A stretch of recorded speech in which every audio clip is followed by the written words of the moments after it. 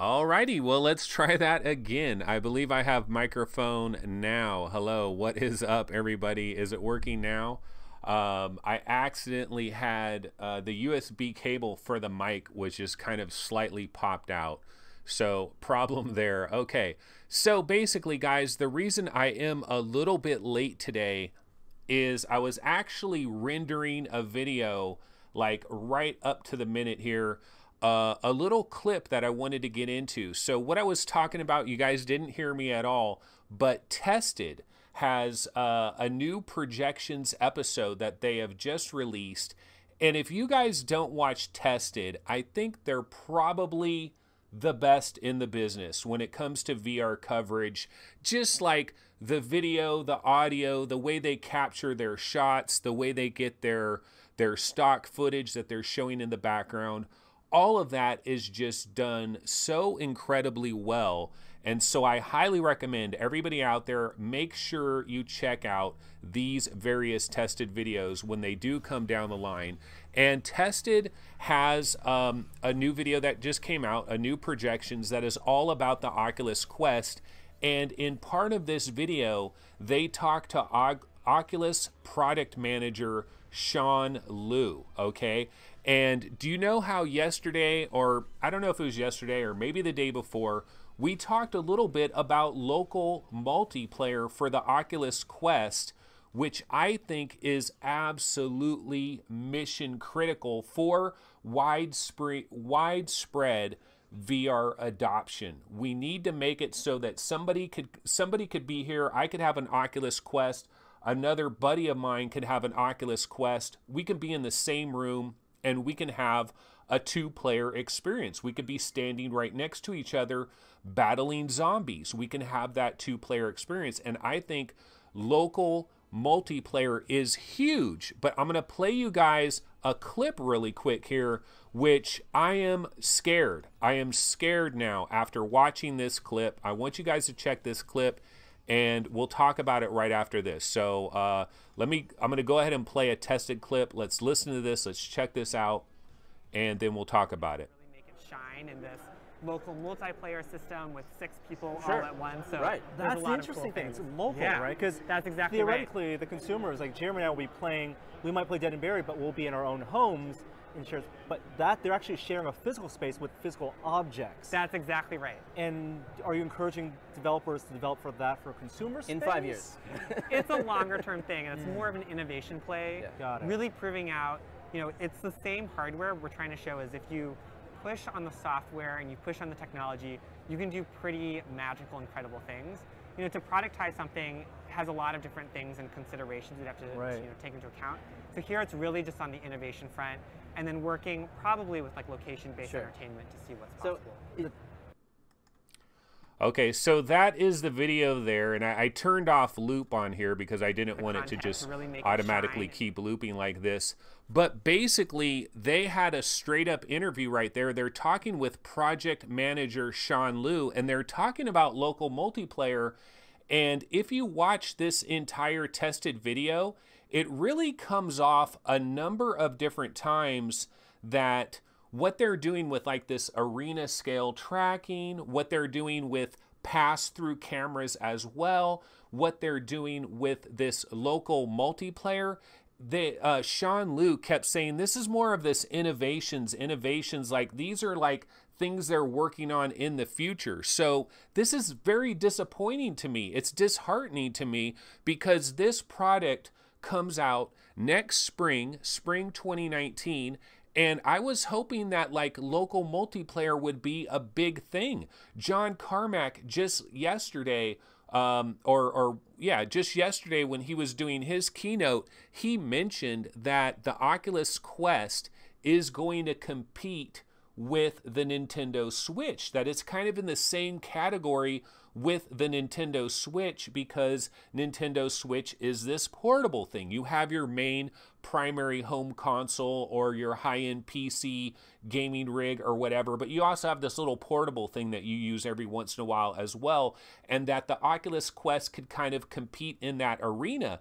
But if we're not going to have legit local multiplayer, if this is like some innovation thing that they're thinking of, you know, maybe 3-4 years later, or maybe this will be on Quest number 2, that's pretty freaking disappointing to me. So this was actually the clip that I was specifically talking about here. I wanted to render this real quick and throw this in there, but the way it sounded to me, it really sounds like this is a future kind of a deal. So I am a bit disappointed in that. I cannot deny that fact. And you know what? I watched the entire John Carmack breakdown yesterday, and I have like 8 or 9 different clips from John Carmack that we can get into as well. But I got to admit, I'm a little bit disappointed. I'm a little bit, you know, disturbed by that, because I really feel like, I mean, some people will say, really, how many people are going to have multiple Oculus Quests? You know, how often are you going to be in another room with somebody with an Oculus Quest? But this is $400. This isn't an $800 product. I think you could have multiple ones, and I think multiplayer is kind of mission critical. So I'm going to bounce over here to chat. Let's see what some of these people are talking about here. Now, Crunchy is saying, I watched their Oculus Quest video and thought it was weird when the Oculus guy didn't answer the question about striped or pin tile. Well, he said OLED. So is OLED, like, does OLED remove that from the equation? He just answered that it has OLED panels. And then Crunchy says, but they said later it is pin tile and not striped.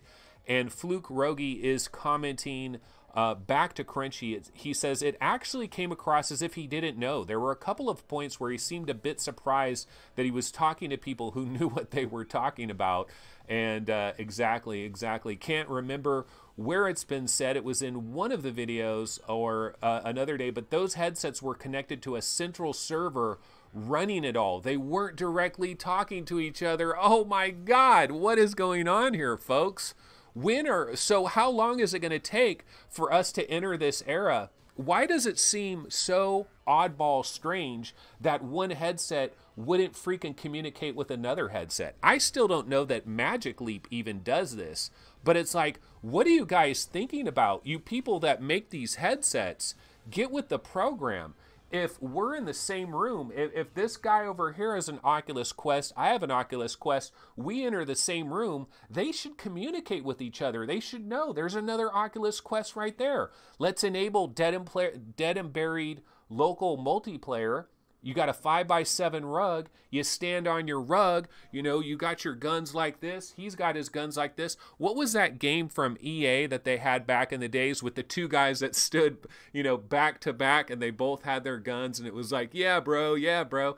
That's what I want in VR. And why are these VR headsets not communicating with each other? That seems like a really lost opportunity. Bullet Ape, though, is saying, look, realistically, it'd be for a very small percentage of consumers or customers.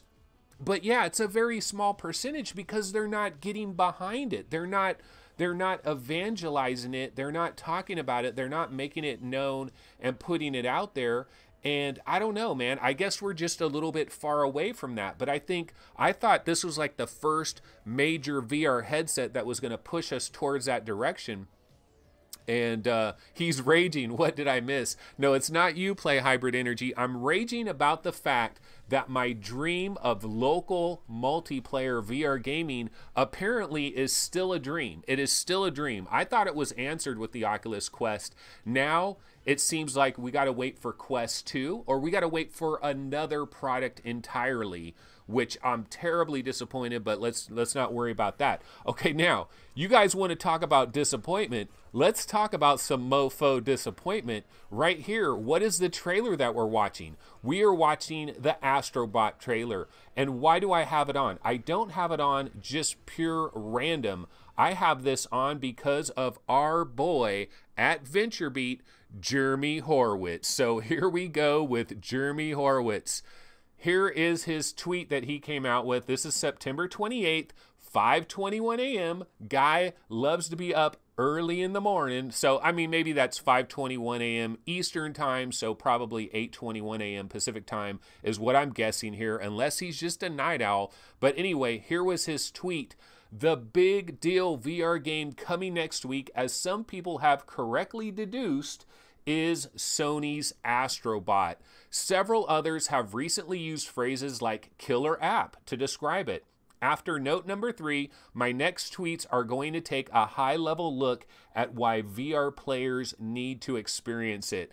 This is terribly, terribly disappointing. This is what we were all joking about the other day when we saw this tweet. We were like, oh, this is awesome. HTC Vive 2.0. You know, maybe it's the Vive 2.0. Maybe it's LG coming back in the mix. LG now has a VR headset. Maybe, you know, Knuckles is ready to go. Maybe Valve. Maybe it's Portal VR. He's played Portal VR.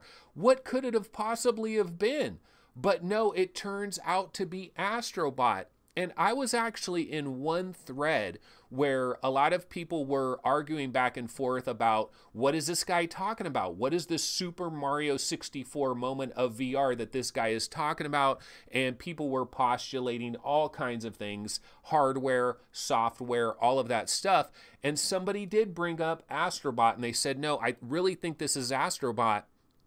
And I came in and I said, there's no way this could be Astrobot.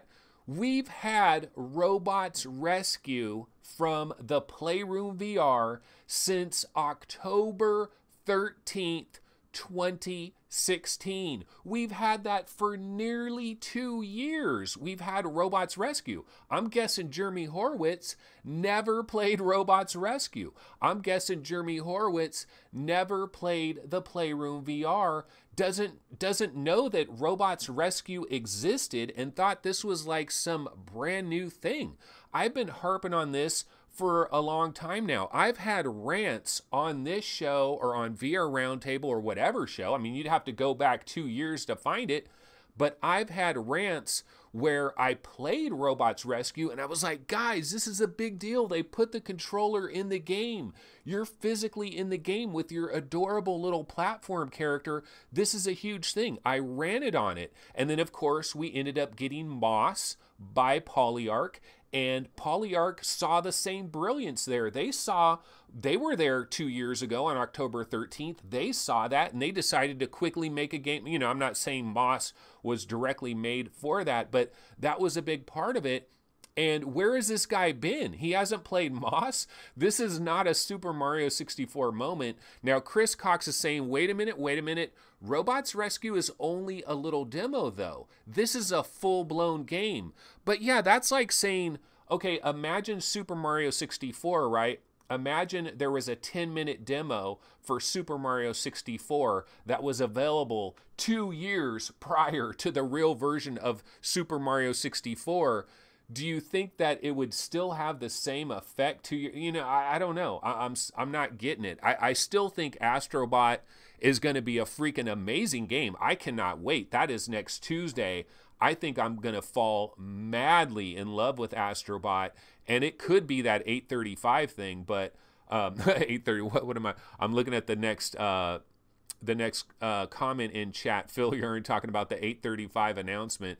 He's saying, after the 8:35 announcement, my focus has shifted back to Pimax. That was a short-lived dream, wasn't it there, Phil Yarn? Yeah, after the local multiplayer comment video, you know, of Sean Liu killing my multiplayer, my local co-op dream, I'm shifting back to I don't know what.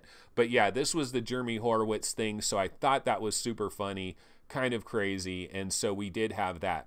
Okay, I do have some other stuff to get into real quick. Before I go into possibly all of this Carmack stuff that we could dive into, I thought that I would talk for a second about a few VR games that I have been playing recently. And do you guys know what I've been playing lately? Check this out. This is Torn. Remember Torn? Yeah, so I didn't play Torn. I mean, I played Torn for a while, right? We were into Torn when Torn first came out. I was playing Torn. I was liking Torn. Everything was good about Torn. I enjoyed it. I don't know how far the way I got through it, but, you know, I was playing the game. I was having a lot of fun with it. Completely forgot about Torn. And what happened was, is I was downloading Space Junkies, and I had to download like 5 gigs or whatever, right? And so I jumped back into Torn. I just was like, well, let me play Torn while I'm waiting for Space Junkies to download. And I got back into Torn, and I was playing Torn. I got to new rooms. I was solving new puzzles, and I was having a lot of fun. And I just wanted to say, don't forget about Torn. Torn is not bad at all. It is a very good game. And it's just, this is an example of how so much shit came out. This is an August 28th release. Remember those games that came out back on August 28th? Firewall 0 Hour, Bow to Blood, and Torn. Those are like distant memories because we have absolutely been hammered over our heads with so many great VR games. It's a wonderful problem to have, but got back into Torn. I like Torn quite a bit. And one of the things about Torn too is I was getting farther in the game, right? And I went down this underneath, going into all of these different rooms, and there's like a ton more of rooms. It's like, damn, when is this thing gonna end? So Torn has a lot of gameplay there. So just wanted to comment on Torn real quick because I actually got my hands on that again. So was playing that a little bit. Now, let me go back to chat and see what people are talking about here. Okay, so MameFan says, yeah, I posted about my wireless adapter on Reddit. Google MameFan R5 wireless adapter. MameFan did talk about, he did get his HTC Vive wireless adapter. And you know, the cool thing about that, well, I mean, it's not a cool thing. It's actually a very hot thing. He was talking about how incredibly hot the thing made him. So kind of a disappointment there. And Chris Cox, again, he's going back to the Astrobot thing. He's saying, look, you're not going to rave about a short demo. Oh, you're not? Chris Cox, go back 2 years ago and find any videos of mine where I'm talking about Robots Rescue. There's plenty of them. I ranted and I raved about it. Somebody in chat that saw it, I know somebody in chat saw me 2 years ago. I was ranting and raving about Astrobot. So I disagree. Now, is it going to make people run out and buy a PlayStation VR to play a 10-12 minute demo? No, that's true. And Astrobot is a full-length game, so we'll see what happens there. Chris Gold says, you know, the point about Quest that no one is talking about is that it's the first VR console. Well, we kind of talked about that yesterday. The point I was making about that yesterday is that Facebook and Oculus, they cannot wait until they can ditch Windows, they can ditch the PC upgrade cycle, they can ditch Gear VR, they can ditch Samsung. They want to ditch all of these. They don't want to be dependent on phone companies. They don't want to be dependent on Samsung. They don't want to be dependent on Windows being your operating system. They don't want you on your PC one click away from using Steam. They don't want any of that. They want you in a locked down ecosystem.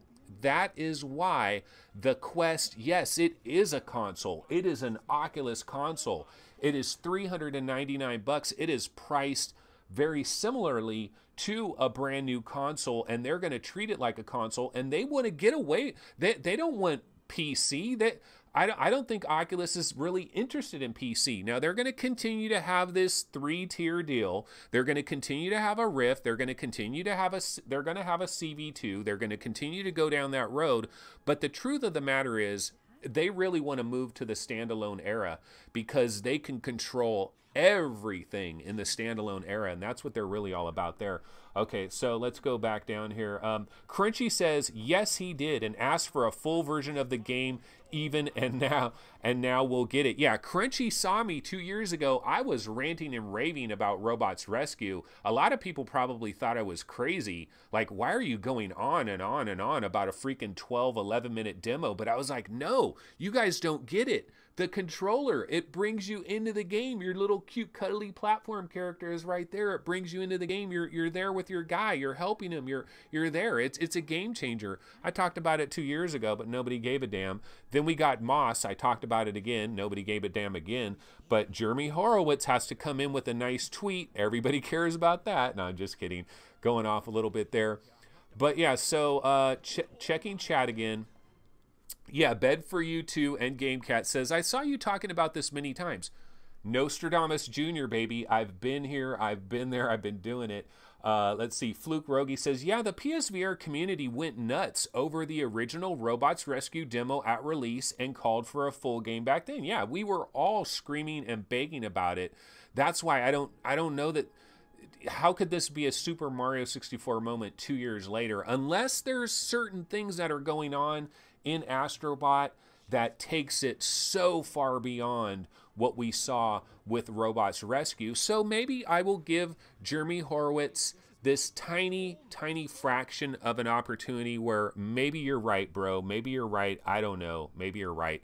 Okay, let's talk about a few announcements today. One announcement today that I found out about, I'm going to switch over to the web browser with small vid window, and this is the Great C. Okay, do you guys remember this? The Great C. This is by Secret Location. Now, the Great C is a story. It is a Philip K. Dick story. And those of you that don't know about Philip K. Dick, you need to get edumacated, because Total Recall is Philip K. Dick. Total Recall was adapted from a book called We Can Remember That, or a short story called We Can Remember That For You Wholesale. And Philip K. Dick has done a ton of really good sci-fi stories. He's, I believe, passed away long since, but one of the best sci-fi authors of all time, if not the best sci-fi author of all time. And The Great C is one of his short stories. And Secret Location, these are the developers of Blasters of the Universe. They got that other game, I think it's called, is it Transpose or something? They got another game that they're coming out with. But this is going to be a 30-minute VR experience that is coming on October 9th. So that is what we found out today. It is coming out on October 9th. I don't know if there's going to be a price for this. I don't know if this is free or we're going to have to pay a little bit of money. There's no information here, but it is a 30-minute plus experience. It was just shown at the Venice Film Festival. And so we do have this to look forward to on October 9th.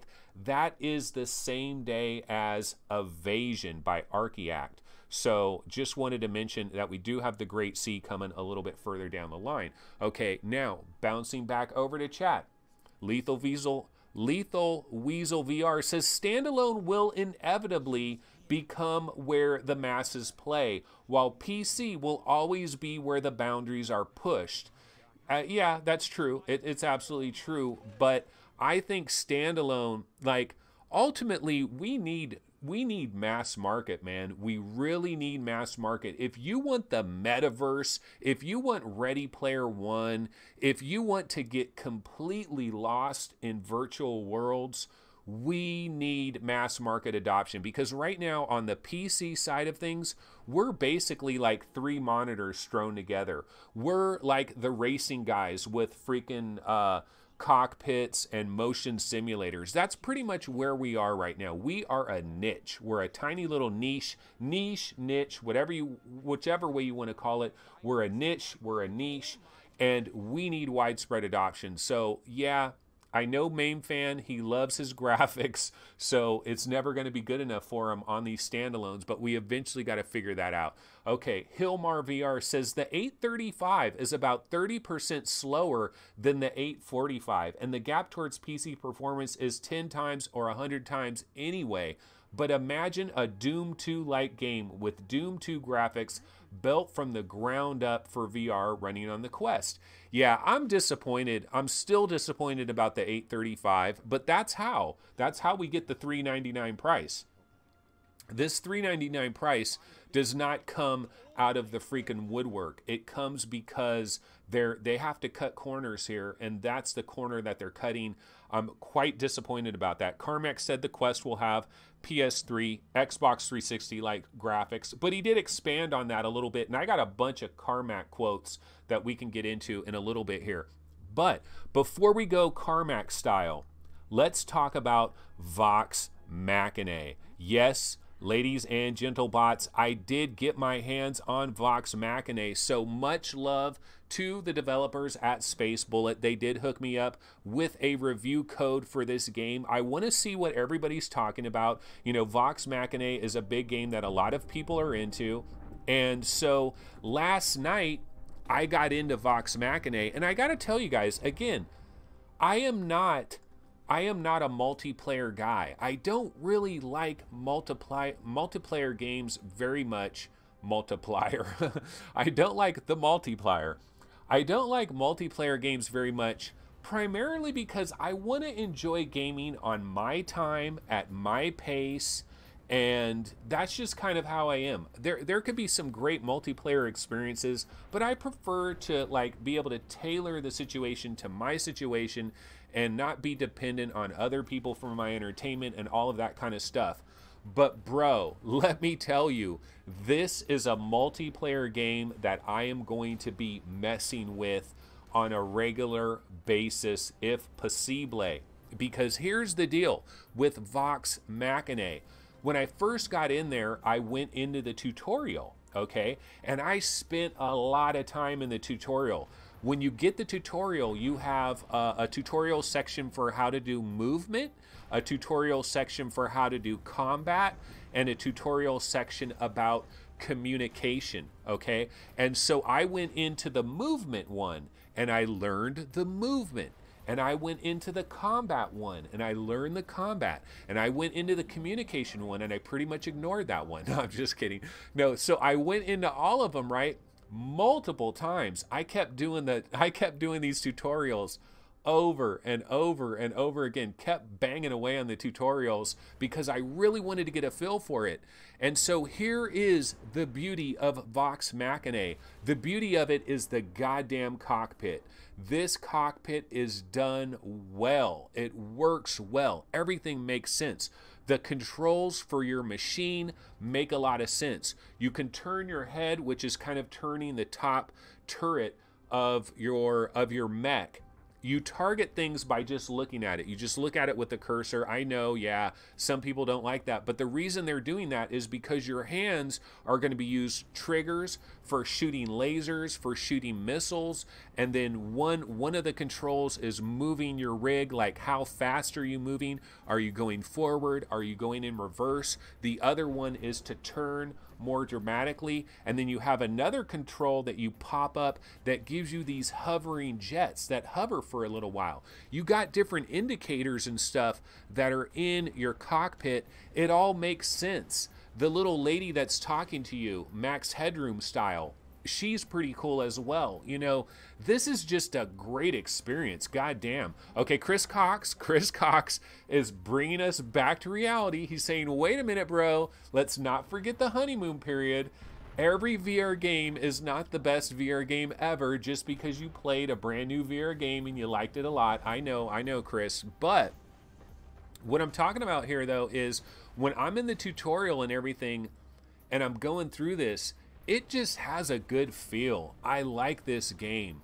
And normally in a multiplayer game, it's so chaotic, it's so hectic, I can't handle it, and I kind of go into a panic mode. But this one isn't really like that, and the games last freaking forever, man. Well, about 45 minutes or so. The game seemed to last quite a long time.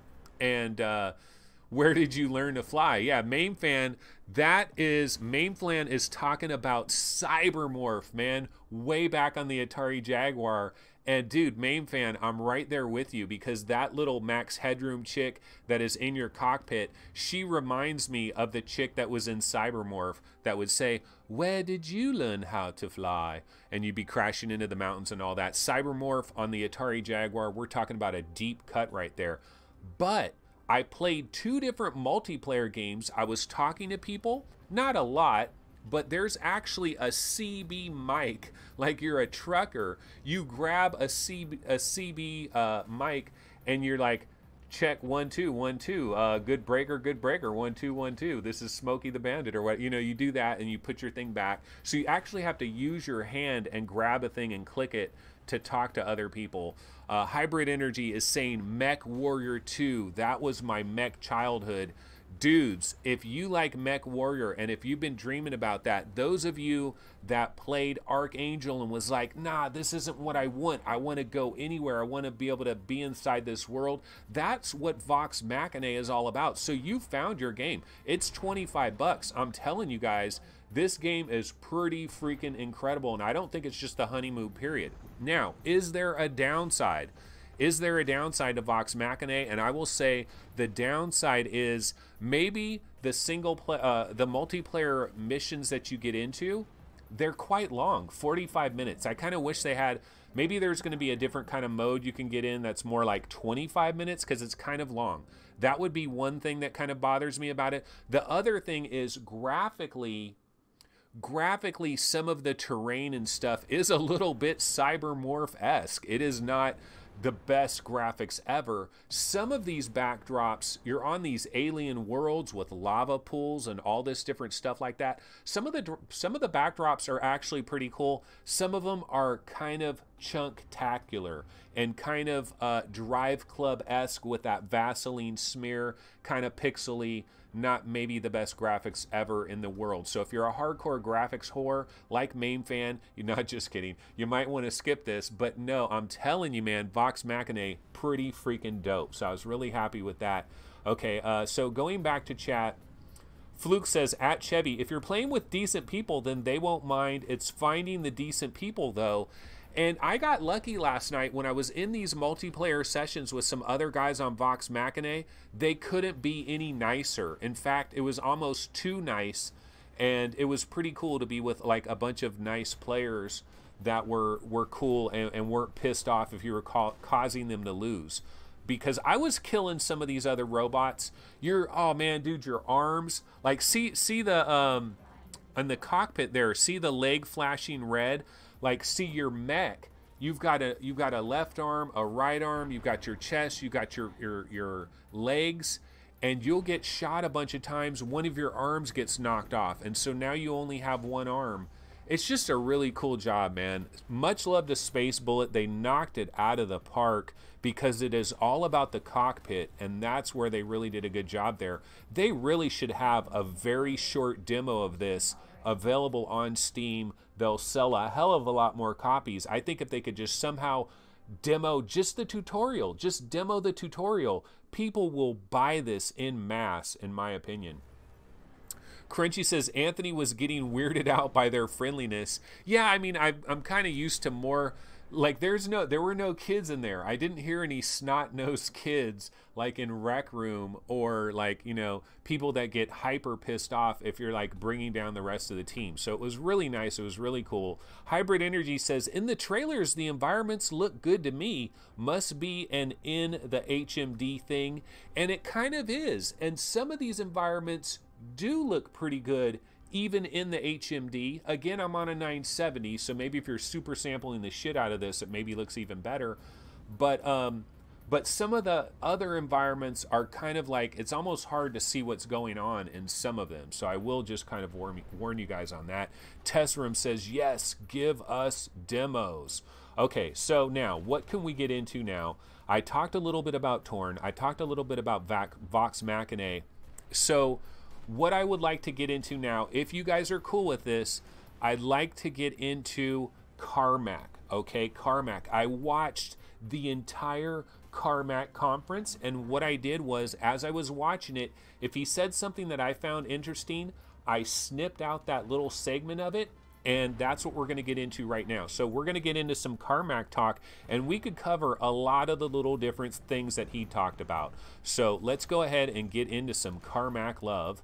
Let's see here. So first one we'll get into is Carmack on the Go USB storage. We're going to get into that one. I got to turn off loop here. And so I'm going to turn this on. We'll watch it full screen. We'll hear what he has to say, and then we'll come back to chat and discuss it. Another broadly requested feature is USB storage, some way to extend the storage from the Go. And it's a little bit of a mixed bag on this, where it turns out we do have some hardware limitations and there's some software licensing issues. So this is not the ideal feature that we might want to have, but we are going to wind up releasing this so that you can plug in little micro USBs. It's limited to FAT32 support, so you're limited to 4 gig files, although you can format it still for very large drives. But we do have a hardware problem that we have no workaround for, where at low battery levels, sometimes plugging in the USB, we can't mount it correctly, and It's not a perfect feature, but I think it's still worthwhile shipping to users because a lot of people will like this. Although it's also surprising how much power those little USB keys can draw out of the main battery. So it does take a fair bit of your battery away. Okay, so that was John Carmack talking about the USB storage. I mean, this is something that a lot of us have been wondering about. I'm going to just throw this like this. We'll just keep him in the background here. But yeah, there he is, Carmack in human form. Yes, he is a higher level being that is in human form right now. But basically, yeah, so USB storage is coming. That's great news for all of us with our Oculus Go's, especially those of us that took the cheap-ass route and went with the $199 version, which is what I did, 32 gigs. So we found out that, yeah, you're going to get some USB storage, but here's the downside, FAT32. So we're limited to 4 gig files. And then the other problem is that your little USB storage thing is going to be drawing power from the Oculus Go, which is going to further wear down your Oculus Go battery power as well. But still, I say bring it on, because think about all the 180 videos. I don't know what kind of videos these might be, but any kind of a 180 video that we can squeeze under 4 gigs, you know, we'll go ahead and do that. And do you guys remember the old days when we would take certain videos and you would have Terminator 2 1, Terminator 2 2, Terminator 2 3, and it's all these under 4 gig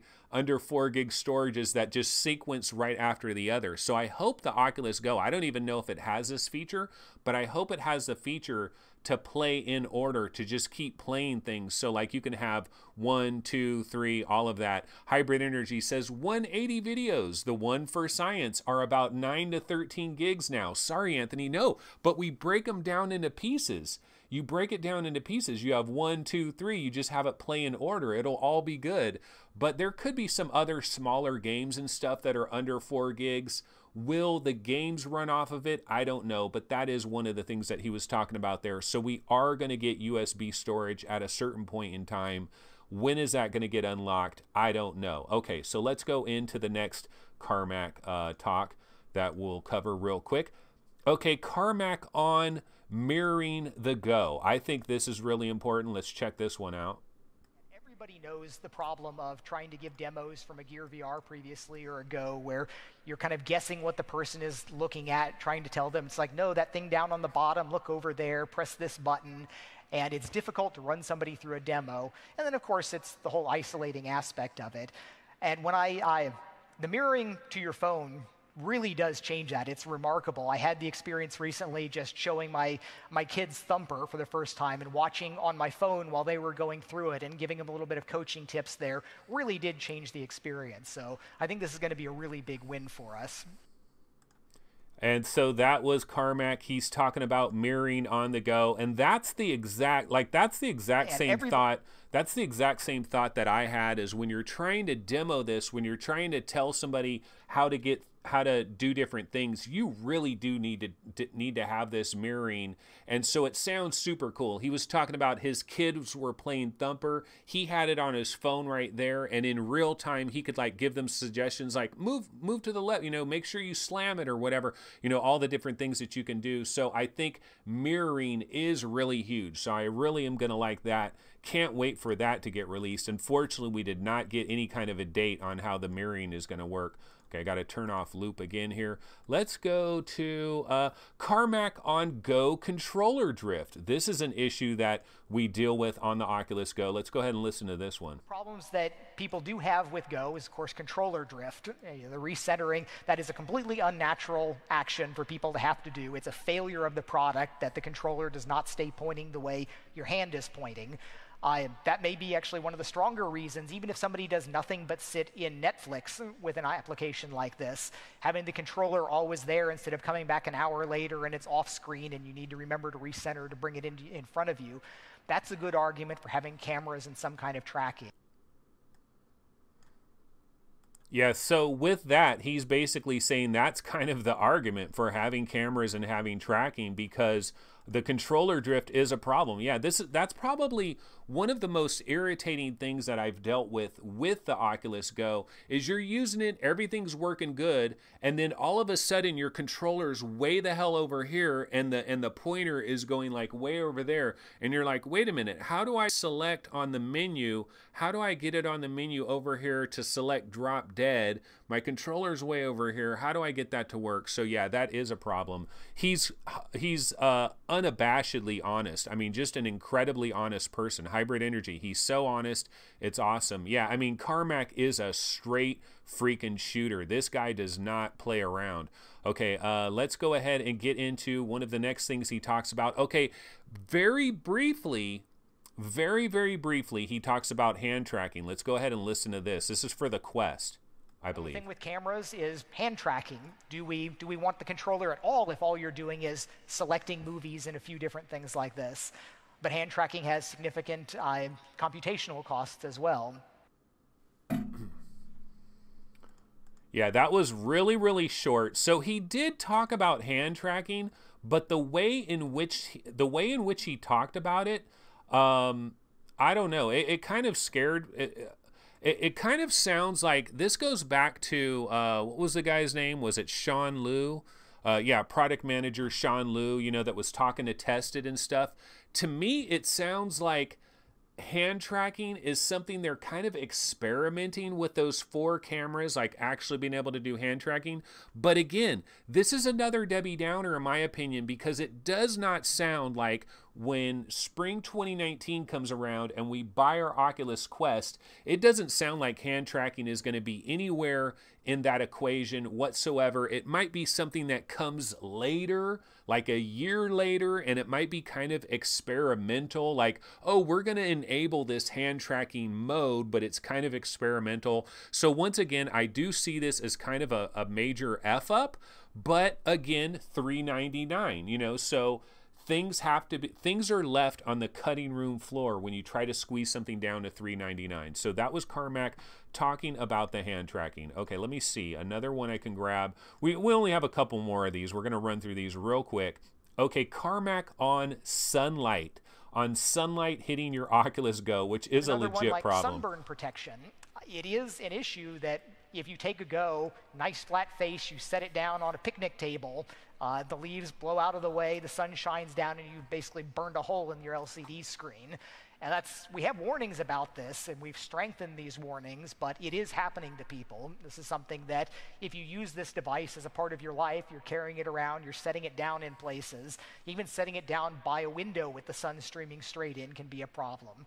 There's technical fixes that we can do for this. People have proposed putting an LCD layer that could darken on top of this. Maybe it is a matter, though, the front face shouldn't be flat, so you're not ever inclined to set it down like that. There's other possibilities. Yeah, so that is Carmack. He's talking about the sunlight issue, and that is a freaking issue. Like, this is a legitimate issue. Anybody that has a Go, you're dealing with this. Hold on one sec. Let me just get this back on here. Okay, you're dealing Another with one like sunburn I gotta turn the volume down. You're dealing with this. So I have my Oculus Go right here, and I love this little thing. But when you set it down, it is wide freaking open. Like, it is so easy for the sun to hit this. So one day I had my Oculus Go. It was sitting over against a wall, and it was in the shade, and it was dark as hell. There was no sun anywhere near it. And I looked at it for a second, and I was like, should I move that? Oh no, it's in the shade. There's no sun anywhere near it. And then what I forgot is I left and I went somewhere and I was gone for hours. I came back and there was freaking sunlight coming through the side of the window, and it was so freaking close to hitting this. I thought my Go was toast. I was so scared. Here's how you solve this problem, in my opinion. Imagine if the Oculus Go and every other headset that is possibly jacked up by sunlight, what if you had a little button, you just hit a little button and then zoop, a thing goes up and it opens up, and now you have your lenses. zoop, you close it, could protect it that way. Or I don't know, something could be done where it just isn't so wide open. It's almost like begging to be ruined by sun, how like wide open it is. So anyway, that is the sunlight thing. And yeah, Carmack was also talking about setting it down here because it's flat. Who the hell doesn't set it down like that? Doesn't everybody do that? I set it down like this. I guess it's a bad idea, but that's what shutters that open and close. It would add some cost. It is a mechanical thing that could break. So, I mean, there's some concerns there, but they got to figure out some way because, I mean, people are going to be leaving these things in all different kinds of rooms, leaving it sitting on a bed, sitting on a sofa, sitting on a chair in a perfectly dark room, but then an hour later, the sun's coming through the side. So we're going to have to figure this out in some way, shape, or form. Okay, let's go to the next Carmack talk that we got here. So I got Carmack on Go Sunlight. What was the next one? Carmack on Arena Scale. Okay, this is with Quest. This is Arena Scale. Let's check this one out. Now, the magical play experience of room scale or arena scale or world scale, I mean, all of this freedom here is incredibly amazing. Just last night, after it's like 8 or 9 o'clock in the evening, somebody was showing me something that had been built in Quill that was like a 20-foot by 30-foot section, this giant sketch. And we were down the lower level of the conference and convention center. Nobody was around, just sketched out a giant Guardian thing and put me inside it. I walked over to another room, walked back, got down on my hands and knees and crawled through a crawlway into another room, looked up inside this aquarium. And this is amazing. This is the magic of VR. This is kind of what people imagine doing. But the reality is, very rarely do you have this 20 by 30 foot open space that you can take advantage of experiences like this in.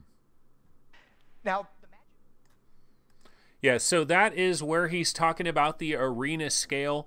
And one of the things he talked about in there was going into like a quill painting kind of thing that takes up a huge entire area.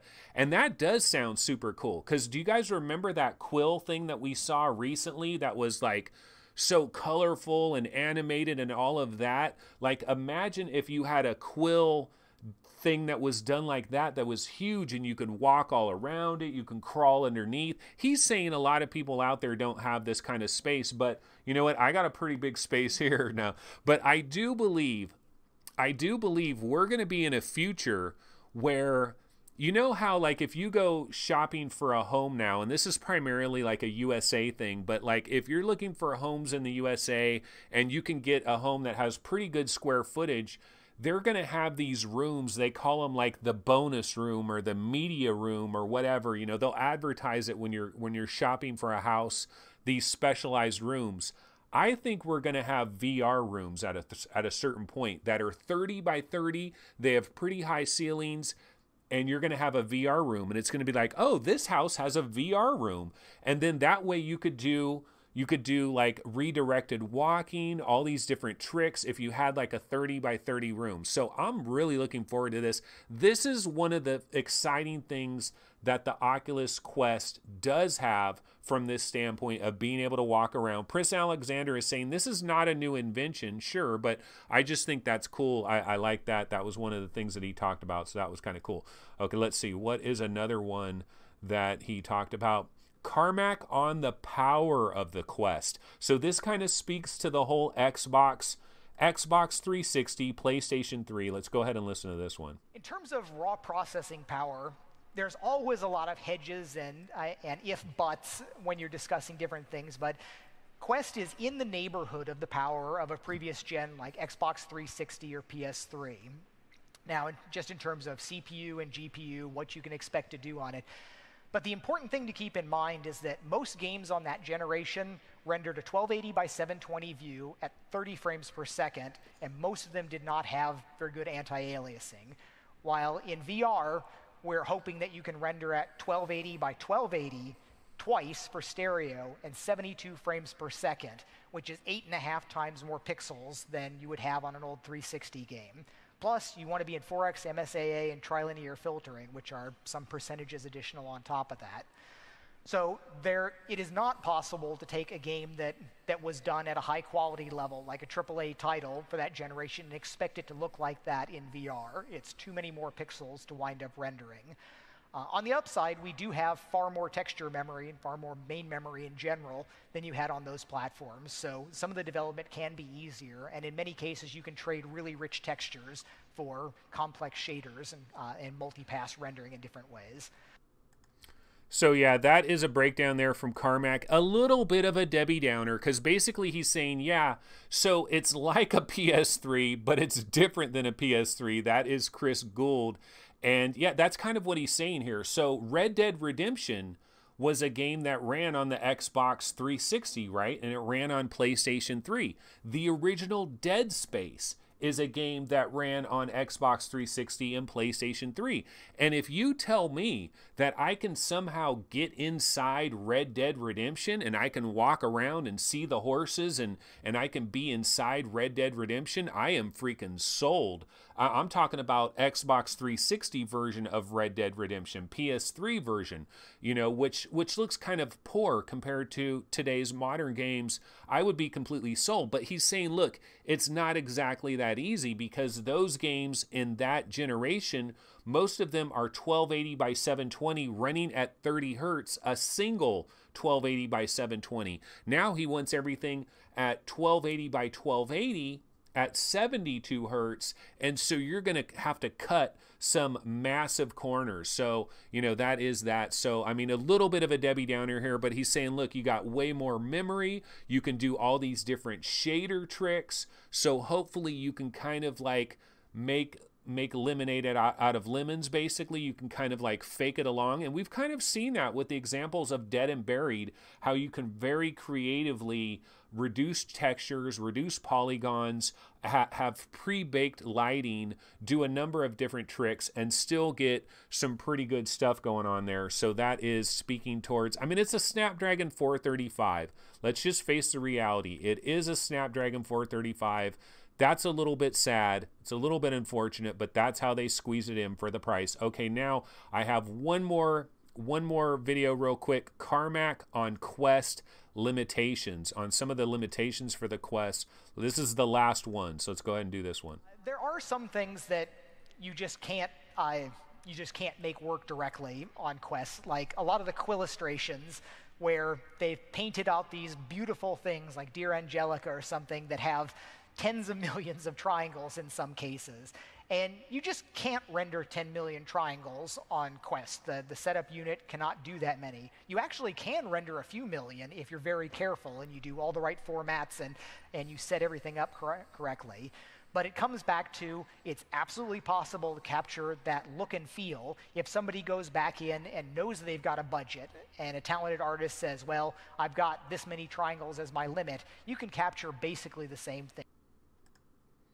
Yeah, so kind of snip that at the end there. But basically, he's saying, look, there are some real deal limitations. And he was talking about Quill. He was talking about Dear Angelica, how many millions and millions of polygons or whatever it's using to make something like Dear Angelica in Quill, that you can't just do that straight up.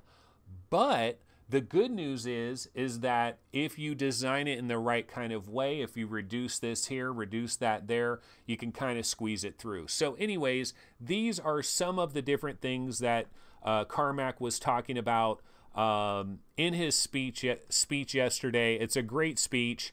At the very end, it was funny. I was watching his speech, you know, go all the way through his speech, right? And at the very end, I'm thinking, how is he going to wrap this up? Because I'm seeing there's only a couple minutes left in his speech, but he's still like, it doesn't appear like he's wrapping this speech up at all. And what we found out at the very end, they're like, dude, it's over. You got to stop your speech. And he was cool with it, and he stopped it. I love Carmack. Great dude. I'd love to drink a beer with him sometime. And you know, the funny thing is like, I said yesterday, I'm probably not going to understand half of the shit he was talking about. And that pretty much was true. There was a lot of parts of his talk where it just kind of flew right over my head. But if you were a developer or something, you know what he's talking about all the different calls and all of that, then you can kind of understand that. Okay, guys, before we bounce out of here, I have a couple of Oculus trailers that I haven't seen anywhere. But now I've seen them, and this is like that sports scramble thing. So let's go ahead and check this out, because like if you go to the regular YouTube, I don't think they have this on YouTube, but I got a couple of these other trailers. Let's go ahead and check this out real quick.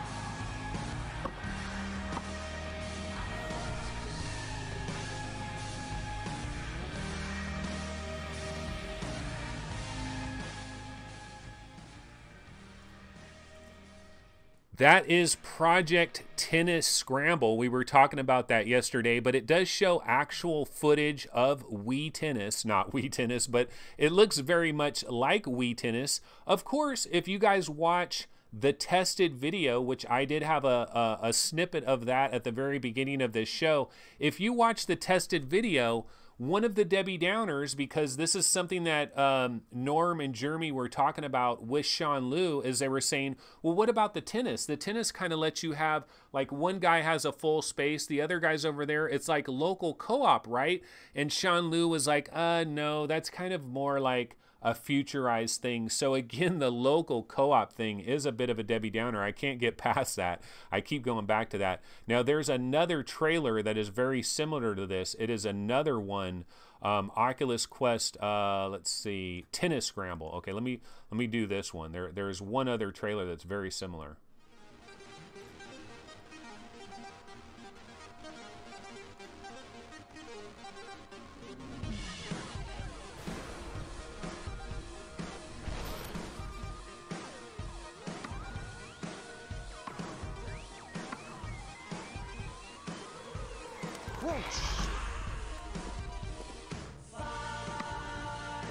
And the surf.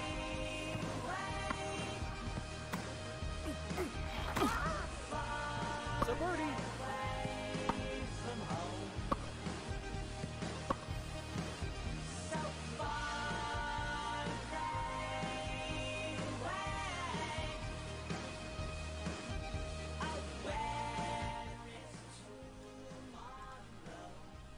So those were two trailers that I hadn't seen previously, but the nice thing about it is it does give us a bit of a glimpse into this Project Tennis Scramble game that they're working on, which kind of does have that Wii Sports kind of look. You also get to see Super Hot, and I'm guessing that the actual visuals that we're seeing here are legitimately running on Quest. Like that's Face Your Fears 2, which a lot of people are talking about that.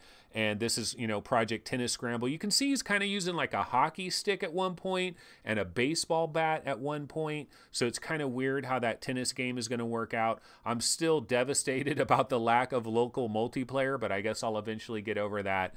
But yeah, that is this video here. So these were some of the things. So let's go ahead and bounce back to chat, see what we're talking about here. Chris Gould said, well, Carmack did say they were going up against Nintendo. Crunchy says, and the Nintendo Switch is doing well, and it isn't high-end graphics. Greg's VR says Carmack should have his own YouTube channel for continuation things like the Keynote. Yeah, you know, it's funny. Carmack at the very end of the Keynote was like, okay, I'm going to walk out here and anybody can come up and talk to me. And was anybody else thinking this? I was thinking, imagine just walking up to Carmack and talking to him about something, because I would imagine this, like you could go up to John Carmack and you could say, you know, John, I'm a little bit disappointed, you know, that the Oculus Quest, it sounds like the local multiplayer is kind of going to be more for Quest 2.0 rather than this first Quest. You know, what are your thoughts on that? And then John would just start talking for like 50 minutes and he would go into all kinds of shit. So like if they were going to have a situation where John is going to talk to a lot of different people, they pretty much need to have a timer. And they need to say, okay, here, come in. You could talk to John for 10 minutes. We're going to set this timer. And as soon as the alarm goes off, John has to stop talking and bring a new guy in, because John Carmack seems like the type of guy that would just go on and on and on about a million different things, even though your question was maybe pointed at one very specific thing, but he would just continue and continue and continue and go into all different kinds of categories, which is super cool, super awesome. It kind of reminds me of the days when I used to visit a place called GameStop. Has anybody ever heard of GameStop? There's this thing called GameStop. You go to a physical location, you walk into a very small store, they immediately hammer you with all kinds of protection plans, and you got to sign up for this, and do you have this and that? You know, there's this thing called the GameStop, right? Well, I used to go to GameStops, and every once in a while, you would get inside a GameStop and you'd start a conversation with somebody in there. And then the next thing you know, that dude is talking to you for like 45 minutes in GameStop. You guys know how it is. And that's kind of how John Carmack would seem like if he just did a Q&A somewhere. I don't know how that would possibly work, but such a cool dude. Okay, so what else are people talking about in chat? Crunchy says, yeah, they better get local play working quickly. Unfortunately, I think it kind of sounds like this is a future thing. So my hopes have been dashed on local multiplayer. And Martino Movie says Palmer Lucky used to give talks in the hallway very much in a similar way. Dr. Freeman says, yeah, I agree, but I feel big games powered by dedicated GPUs are what will get people's jaws to drop.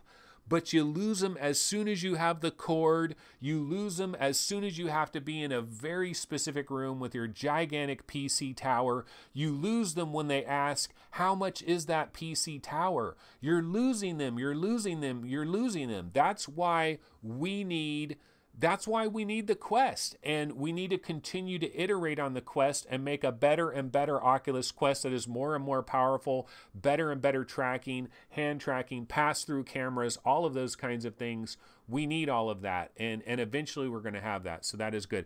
Eric Dirks checking in from Iceland. What is up, Eric? So nice to have you, although the show is wrapping up pretty soon here. Phil Yarn says, before digital, I used to love going into GameStop and talking games with those folks. See, I wasn't talking with the employees. I was talking with the other nerd dude that was standing looking at the wall of games that was just waiting, like he's specifically there, just waiting for somebody to say some random thing, and then he can start talking to you for 45 minutes. That's kind of what I'm talking about there.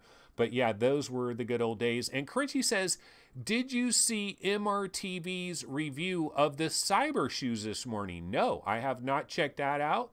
That will be interesting. And I mean, there's a lot of videos that are out there right now that I need to check out. I haven't even watched the entire tested video. I watched like 15 minutes of it. Haven't finished the whole thing yet. So lots of videos. I might take the video of Michael Abrash and kind of do what I did here with Carmack a little bit. Might do the same thing with the regular Zuckerberg thing, and we might get into a little bit of that tomorrow. We'll have to see if I have time to do that and all of that.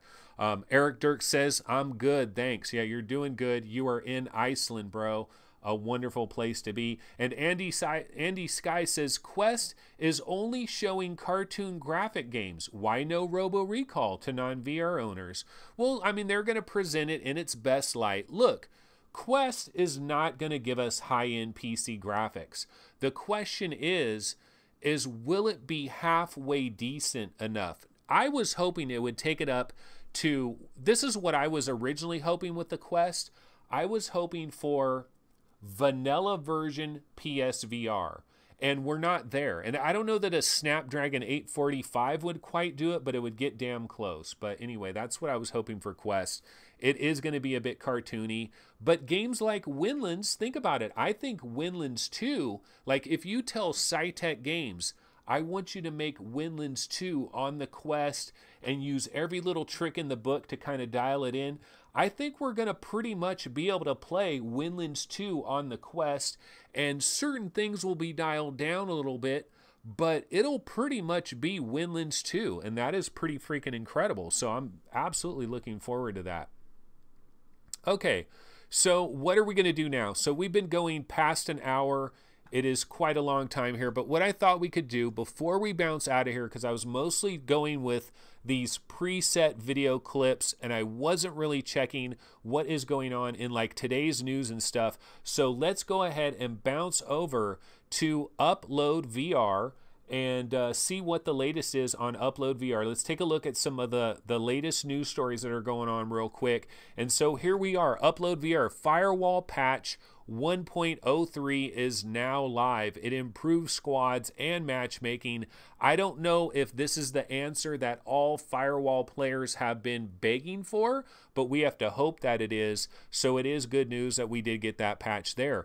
Smash hit plunder. Delightful chaos is even better with a friend. What is the deal with this game, man? Smash hit plunder. We've been wondering about this for a while. So I'm super interested in this story because those of you that don't know, Triangular Pixels is the developer of Smash Hit Plunder. Who the hell is Triangular Pixels, you ask? They are the developers of, what was that game called? Unseen Diplomacy. They are the developers of Unseen Diplomacy. Talk about something that would be really good on the Oculus Quest. Unseen Diplomacy, crawling around on the ground and doing all of that would be super awesome on the Oculus Quest. And their follow-up to Unseen Diplomacy, everybody wondered, what the hell are they going to do? It is called Smash Hit Plunder. It is a PlayStation VR, it's a PlayStation VR exclusive as far as I've known, and it looks pretty freaking cool here. I just wanted to see if they have any kind of information down here, like when we're going to finally get it. Oh shit! Smash Hit Plunder is out on October 5th. That is huge, guys. Smash Hit Plunder is available on October 5th. So this is major news. We had to get all the way down to the bottom, but Smash Hit Plunder, holy smokes. Really looking forward to this because I was a big fan of Unseen Diplomacy. So I was really looking forward to whatever Triangular Pixels we're going to do next. I wanted it to be room scale. I wanted it to be on the Vive, but you know, beggars can't be choosers. So October 5th, y'all, Smash Hit Plunder, that is going to be kind of hyped. Okay, Final Assault, they got some hands-on for that. We saw the trailer for that yesterday. EV Knuckles 3 controllers are getting unboxed. I haven't really been into all of the Knuckles stuff. I mean, I've heard all about what's going on. And Predator-esque VR shooter Primordian gets 4 new levels. Holy smokes, I got to get back into that. Didn't know they had 4 new levels. And Table Tennis VR is coming to PSVR next week. Let's see if we have a date for that. But I'm hyped on Smash Hit Plunder. Definitely hyped on that. Racket Fury will be $20 at launch. Do they have a date here? October 2nd. So that is, don't they know that October 2nd is Astrobot Day? Why are people bringing out things on Astrobot Day? They're making a terrible mistake. Charm Games is doing the same thing with Twilight Path, sending it out to die when you bring it out on Astrobot Day. And all we have to do is ask Jeremy Horowitz. I keep adding that extra O in there. It is Jeremy Horowitz. And it is the Super Mario 64 moment of the year. I'm looking through this folder. I'm trying to find a Smash Hit Plunder trailer if I have one. I do have one. Let's go ahead and watch this. This will remind everybody what I'm talking about. Developers of Unseen Diplomacy, Triangular Pixels.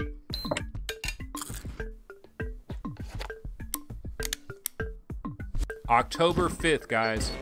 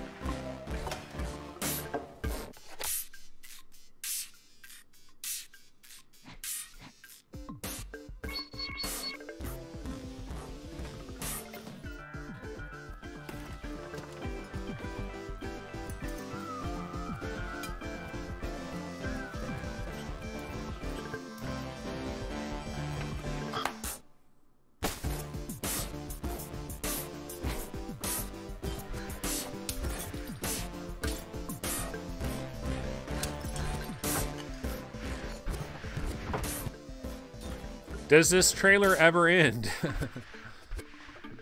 It's pretty freaking long.